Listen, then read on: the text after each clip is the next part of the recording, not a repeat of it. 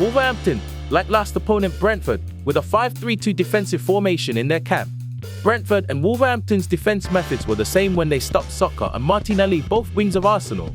It was that it involved a midfielder on the side of the middle line with a wing-back. As expected, Arsenal will be in the space outside the opponent's middle line again this time. They were able to take advantage of the freeman that was created when the winger attracted the two by himself. On the side, Saka has two players. They are left wing-back and left midfielder. That's how Odegaard became a freeman, and he gets the ball. Odegaard, who then passes between the defensive line. Trossard penetrates, gets a pass, and a good chance is created. Of course, Wolverhampton didn't keep this freeman playing. To prevent this, the forward of the front line participated in the side defense. This response was the same for Brentford, but in situations, the forward may not block the freeman. There was a big difference in the response of the two teams, Wolverhampton and Brentford, to this situation.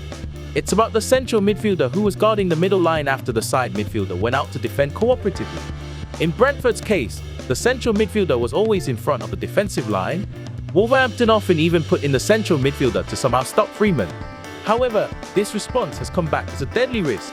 For Saka, the left wing-back and the left midfielder have a cooperative defense. Saka passes back here. It was Freeman Odegaard.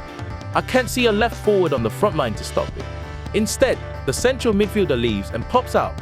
That's how the central space was created, and Tomiyasu uses it. Uninterrupted passes to infiltrating Saka. Unfortunately, the attack will be cancelled, but if it was properly controlled, it would have been a very good scoring opportunity. Wolverhampton's problems were the same in Saka's opening goal scene.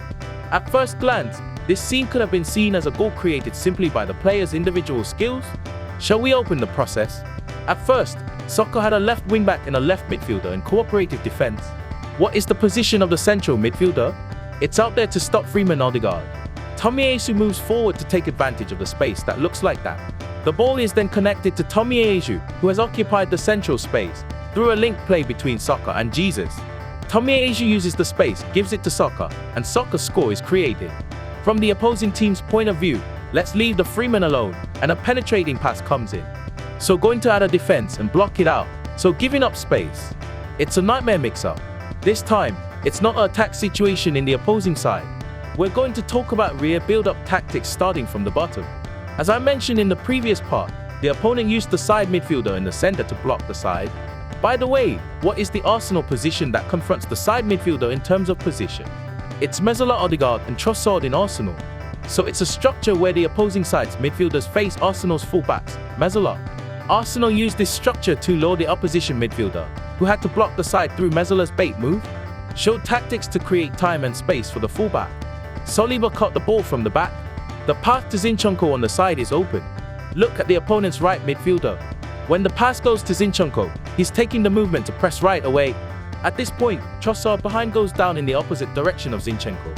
If Trossard turns around after receiving the ball, there is a risk that the center will be broken as soon as possible. The right midfielder changes direction and follows Trossard in a hurry. At the same time, Saliba passes to Zinchenko, not Trossard. What is the distance between Zinchenko and the right midfielder? I can see that it's a good environment to play. The same goes for Tomiyasu and Odegaard on the right. Arsenal's rear build-up situation. Here, Odegaard goes down deep. To prevent this, the opposing left midfielder follows. Zinchenko then passes to Tomiyasu on the side. As the left midfielder, who has to block the side, is attracted, Tomiyasu has plenty of time and space. If there's a tactic to make space for the fullback through the movement of mezzala like this.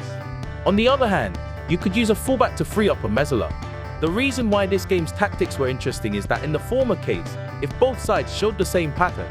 In the latter case, the left and right tactics were different. Then, let's look at Tomiyasu and Odegaard's tactics on the right first. If you look at the touch map of the players in this game, you can see that there are more touches on the right than on the left in the opposing camp. This is because Arsenal used a lot of attacks to attract the opponent's defense formation to the left and switch to the right, where there is space. Because he was right-footed all the way to Martinelli and Trossard, the left forward players, it was easy to switch to the other side by avoiding the relative pressure direction. If you pass the conversion to Tomiyasu, the right fullback, as I said earlier, it is the opponent's left midfielder who will be in charge of side defense. Then mezzala Odegaard, who will face the left midfielder in position, will be free. Wolverhampton will instantly allow Odegaard, who has a good penetration pass ability, to have pocket space between the defensive and mids. Of course, Wolverhampton won't leave it alone. The player who can keep Odegaard in check in this composition is either the left centre-back or the left wing-back. The point here is that both players make up the defensive line. Arsenal can target the defensive line that creates a gap like that. It makes the opponent lean on the left, and it turns to Tomiyasu on the right. To prevent this, the left midfielder, who was marking Odegaard, runs to the side. Then it will be free. Right. What about Odegaard? The opponent's left centre-back is coming forward and checking. It became difficult to use Odegaard, but instead, there was a gap between the opponent's defensive lines. Through penetration and passes, you can attack the opponent's back space. Likewise, the situation of switching from left to right. To prevent this, the opposing left midfielder runs in, and Odegaard is free. What about Odegaard here? This time, the left wing-back, not the left centre-back. This means that Saka on the side has space. If it is connected, the distance of the side midfielder is far, so it takes time to defend cooperatively. In many ways, it creates a good environment for Saka to attack. Now let's look at the left side of Zinchenko and Trossard. If Tomiyasu on the right received the opposite change of ball and lured the opposing midfielder, the biggest difference was that the left-hand tactic utilized Zinchenko's off-the-ball movement. If the right midfielder moves towards Zinchenko, Arsenal's left-hander mezzala Trossard, who is in opposition to the right midfielder's position, is free. Therefore, it was the right centre-back who blocked Freeman Trossard at Wolverhampton. In this composition, Zinchenko is not getting a pass. Running forward, penetrated into half space on the opposing right centre-back side. Zinchenko's move was a move that was previously blocked by the right-hand midfielder. Even the right centre-back who keeps Trossard in check made him stick to himself. He tied the two together by himself, and he made Trossard a Freeman again. Gabriel caught the ball from the back. The opposition right-hand midfielder is preparing to press as soon as he connects to Zinchenko. What about Freeman Trossard? The opposing right centre-back is forward marking. Here, Zinchenko jumps out diagonally. It was a space between the defensive lines vacated by the opponent's right centre-back who advanced to prevent Trossard. Therefore, the right centre-back goes back down to the defensive line to avoid giving up space. Zinchenko gets to tie the two together by himself, and Trossard becomes Freeman. It was a good composition to turn around. If you turned around, you could have attacked the opponent's defensive line right away. Similarly, the opposing right-hand midfielder keeping Zinchenko in check. As expected, Zinchenko runs into the front. It was the opponent's right centre-back. Jesus, which is also playing the role of mezzala, is marked by the opponent's right centre-back. Next, Jesus goes through the forward pass. Here, the right centre-back's response is the point. It's because the right centre-back didn't pressure Jesus, who were receiving the ball, but jumped on Zinchenko. It's a defense that expected Jesus to play in conjunction. The clever Jesus predicted the right centre-back's predictive defense.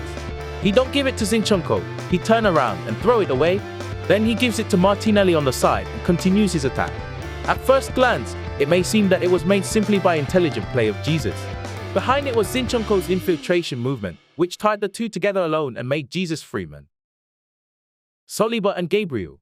I've been watching Arsenal since 2007, but I don't think there has ever been such a strong centre-back combination. There is no shortage of praise for this combination. There was a remark from Ferdinand during the last game against Brentford. They're two centre-backs. They're the reason I put them ahead of Liverpool to challenge Manchester City.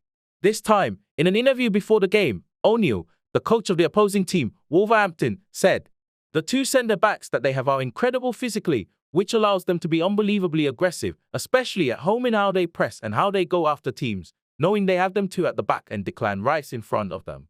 He praised. Especially, some interesting statistical records were revealed regarding Saliba. The first is Saliba's yellow card. Around the 68th minute, when Wolverhampton released Arsenal's forward pressure, Saliba received a yellow card while blocking Wang Hee-chan. But surprisingly, it is said that Saliba's last warning was against Leeds in the 11th round last season. Since this game against Wolverhampton was the 14th round, there were no cards for over a year. Considering that he is always in a situation where he has to take responsibility for the vast back space in preparation for the opponent's counter-attack, this is a truly remarkable record. The second is the top three in league winning percentage. Current sporting director Edu, who played for Arsenal from 2001 to 2005, ranked third with 70%. Tomiyasu came in second place with 72%. And Saliba took first place with a whopping 76%. Moreover, since Saliba is an immovable starting resource, it seems like a more meaningful record. I sincerely hope that Saliba, the guarantee of victory this season, continues to be healthy. If there is Saliba in defense, there will be Saka in attack. Let's quickly go over some statistical data related to Saka. First, Saka, along with Salah, is the only player to record a goal or assist in 10 league games this season. Second, Saka's opening goal is Arsenal's 100th goal in 2023. Third, Saka is recording 18 attack points in 19 games played this season.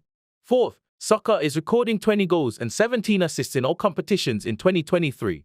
We love you, Bukayo.